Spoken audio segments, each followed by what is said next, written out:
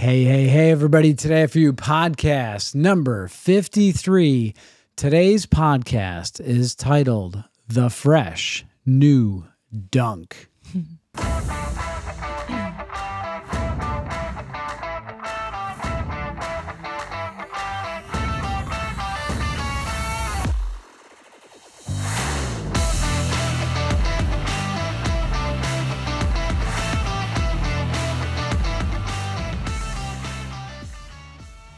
Hey, everybody. Welcome to this week's edition of your weekly Limitless Life Network podcast.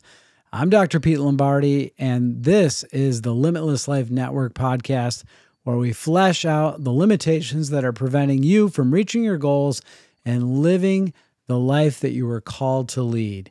And today, once again, we've got Sandy back with us after a hiatus.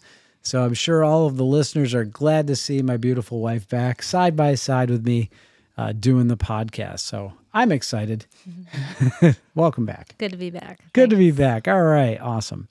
Okay. So we just want to thank you. I had a lot of great comments this week from different people, just pulling me aside and talking to me and saying, hey, I really like the podcast. It was great to see you had your boys on there. It's such a cool thing doing that. And yeah, it was fun having them. They enjoyed it. They had such a good time. So I appreciate the positive feedback, and I tried to pass it on to them. If you want to leave a comment on any of the podcasts that they were on, I know it'll give them some encouragement. So appreciate that. If you like the content, be sure to, subscribe and also pass it on to other people that you think may find this content helpful or useful. So the whole process here, it's all about just trying to spread good news and give people a positive, encouraging message to go out and take on the world and have a great time. So here we go. Let's get going. On with the show we go. Today's episode, we titled The Fresh New Dunk, and there'll be an explanation to that probably at the end of the podcast, so hang in there till the end. But our backstory is really welcoming Sandy back. So you were in Atlanta for 3 weeks. Yeah, Grace and I were there for 3 weeks, and it was wonderful. Great time with the baby and with Nate and Sam, and we really hadn't spent a lot of time with Sam, so that was great as well to really get to know her a lot better as well. Yeah.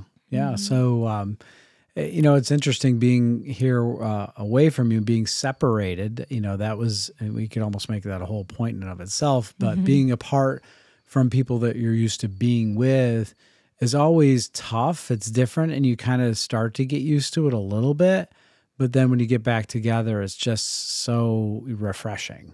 Right. So it was very refreshing to have her come home, and, we tried to keep the house as clean as possible. That was one of the things that I didn't want you to come home and be super stressed to a messy house. So Thank you. Yeah, you're welcome. We put in the last minute cleaning frenzy to try to make the place not look too bad. But anyway, she also went through a big cleaning yesterday or the other day. I was like, wow, I guess we didn't clean it that good. All right, so let's get on with the story here. So the backstory, one of the things you mentioned was that, you spent a lot of one-on-one time with Brooks, and it was, alone time. And oftentimes maybe he'd fall asleep and you were just by yourself. So what did you gather from that? That's kind of point number one.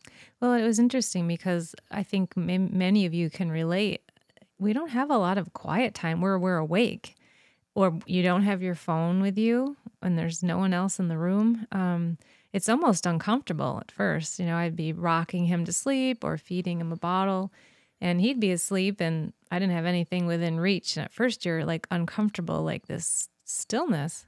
And then I got where I really loved it, and it just gave me a lot of time to reflect and think and be appreciative for so much. And I kept thinking of a good friend of mine, Linda Heineke, who passed away not too long ago. And she was a mentor to me, many years older than I. And she had a lot of wisdom. And I think, and sitting there in those wee hours of the morning with the baby, I would think of her and wisdom that she would share, and she knew how to take advantage of that quiet time. And I just learned so much in those hours when I was sitting there with him.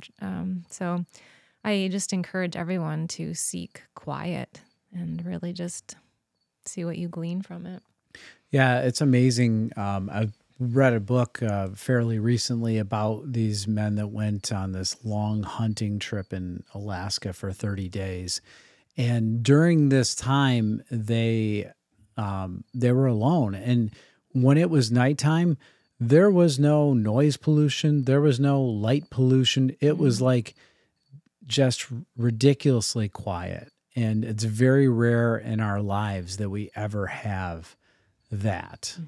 And it's too bad that our world has come to this, but it's what we're living in. So if you can gain some of that, I think it gives you an opportunity to really reassess yourself and just be appreciative and be grateful, like Sandy was just saying. And, you really get an opportunity to think clearly, you get some clarity in those times. A thought that just popped in my mind too is take a walk outside without your phone, without music. And, I'm talking to myself as well. Like I really want to continue that quiet time.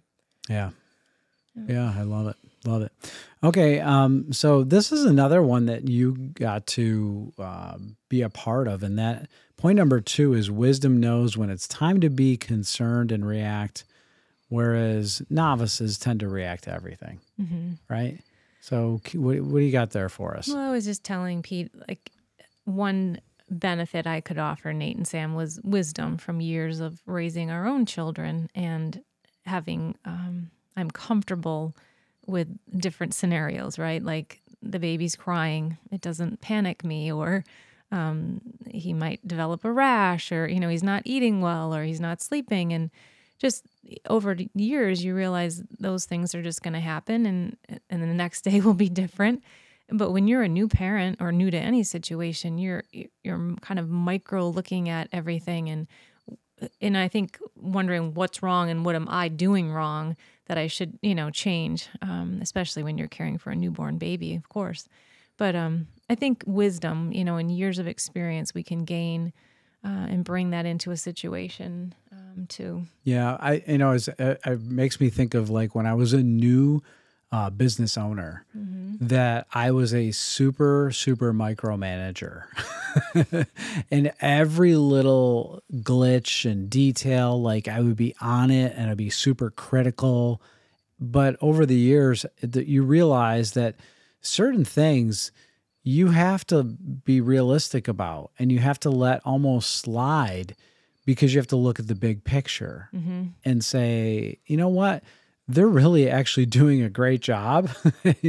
So what if they, took 5 seconds off in their day to go do something to just get a little sanity? We all need a little break, right? We can't be 100% on point all day long. As a matter of fact, the most unproductive way to work is to try to do that all day long. You need to have breaks in your day. So anyway, I think that comes with wisdom, that comes with experience, that comes with time in the saddle, so to speak, right? Yeah. Okay. Point number 3, you were talking about driving in the Atlanta traffic. If anybody's ever driven in the 6 to 8 lane traffic that you get to experience in Atlanta, it is remarkable. It's refreshing to come home. I was a passenger in it the first day with Sam driving, and I was like, you go to get on the freeway, and there's just a standstill, and I'm like, kind of getting a little anxious, like we're gonna get in this, and it moves and it takes time, but after 3 weeks, I was driving all over with the baby and Grace, going to the aquarium and the zoo, and I was telling him one thing that really brought me comfort was I found our radio station that I listen to here, and it's the same DJs, across the nation. And that really brought me comfort. And so that was cool. And I was also mentioning I found a church to go to while I was there. And I got kind of homesick a little bit being there for that long. And just being in the church body, and certainly a welcoming one, just was what I needed to feel reconnected again. And I guess struck by, I guess, the power of the body of believers and of community and feeling a part, even though I didn't know a soul there, Yeah, that's awesome. Yeah. Yeah. And it makes me think of, we all have a tendency to want to be comfortable and to find some comfort. And that kind of brings me up to what I was thinking about with point number 4. And that is, comfort is important to us, especially in times of useless stress. Stress that's not actually productive, like the stress of heavy traffic.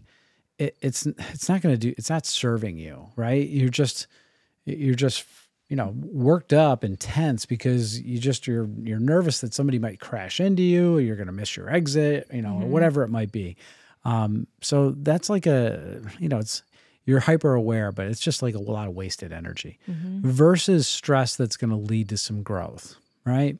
So like there's stress associated with studying for exams, or stress associated with taking tests, right?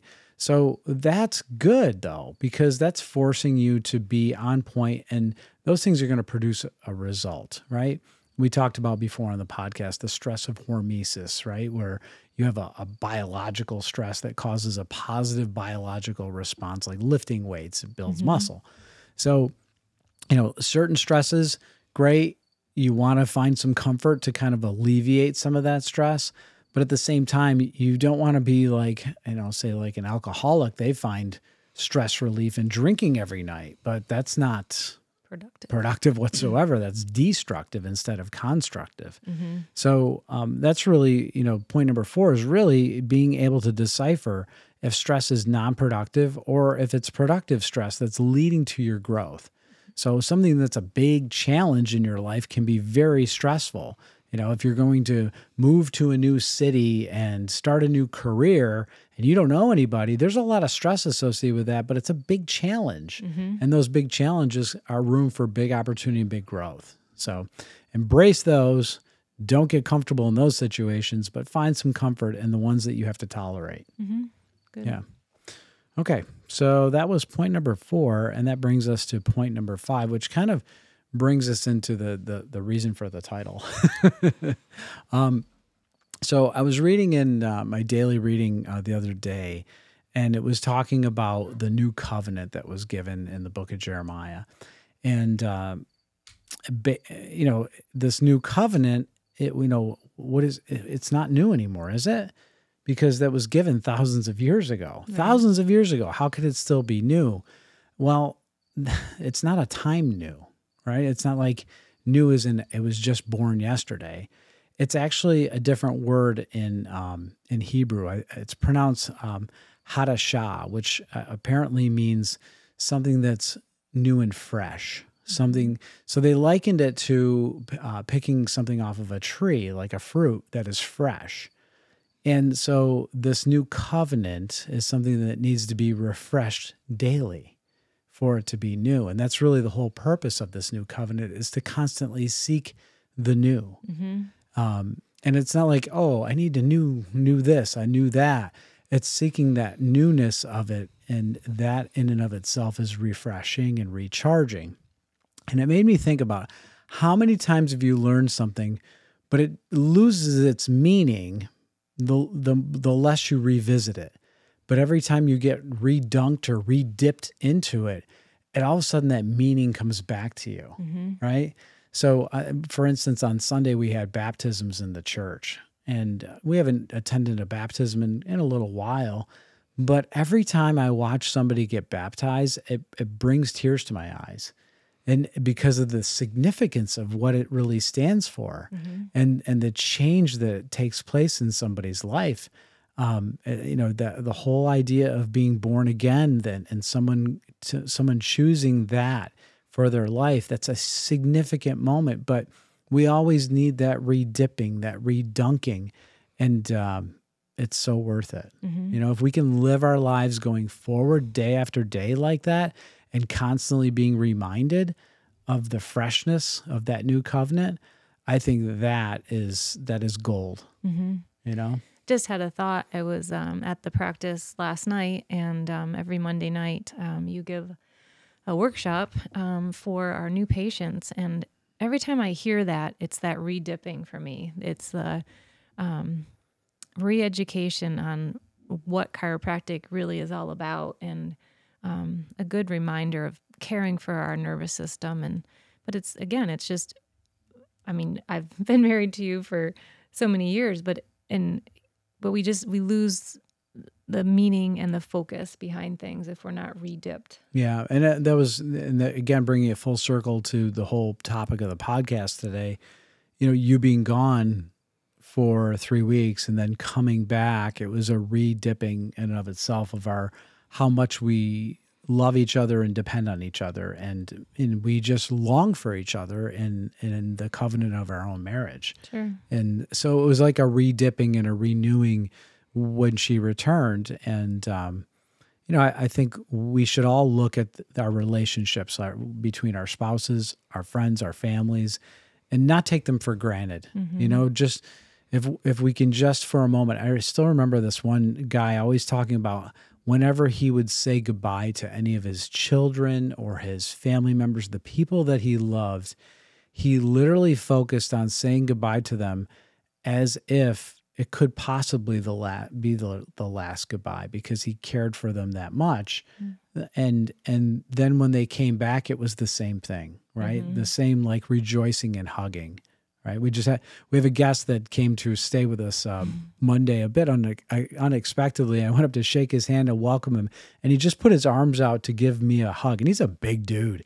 And it was like, no, he's not going to shake my hand. He wants a hug. He wants an embrace.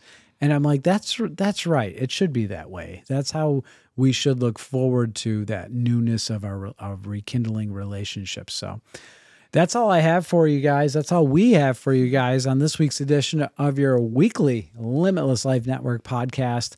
And we want you to hopefully tune in each and every week to stay connected, be inspired, and keep moving toward your best life by stripping away your limitations. So we will see you all next week.